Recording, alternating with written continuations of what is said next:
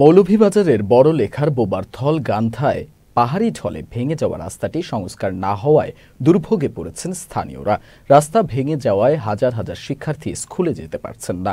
এতে তাদের পড়াশোনা মারাত্মকভাবে ব্যাহত হচ্ছে, যা তাদের শিক্ষাজীবনে দীর্ঘমেয়াদী নেতিবাচক প্রভাব ফেলছে।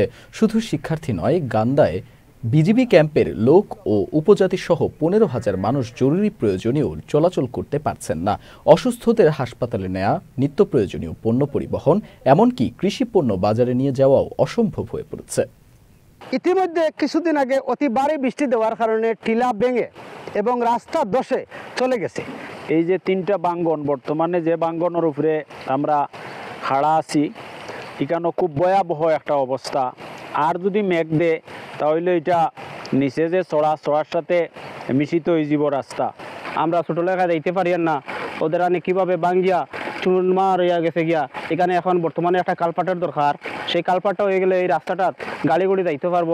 বর্ষার মাসে আমাদের ছোটলেখা বাজার থেকে বোবারতল আসতে হলে অনেক কষ্ট হয়। দেশবাসীর কাছে উদারত আহ্বান, আসলে আমরা যদি একটু লক্ষ্য করোকা করিয়া দেখো আমরা যে কোন পরিবেশে কোন পরিস্থিতিতে আমরা আসলে বসবাস করি। রাস্তাটি বর্তমানে কাঁচা অবস্থায় আছে। রাস্তাটি পাকাকরণ করার জন্য আমাদের আরসিএবি প্রজেক্ট থেকে অলরেডি এটা প্রিলিমিনারি সার্ভে করা হয়েছে, কিন্তু রাস্তাটি বনের মধ্যে দিয়ে যাওয়ায় রাস্তাটি করার জন্য পরিবেশ অধিদপ্তরের ছাড়পত্র প্রয়োজন। পরবর্তীতে যদি এই সমস্যার সমাধান হয়, আমরা রাস্তাটি করতে পারব।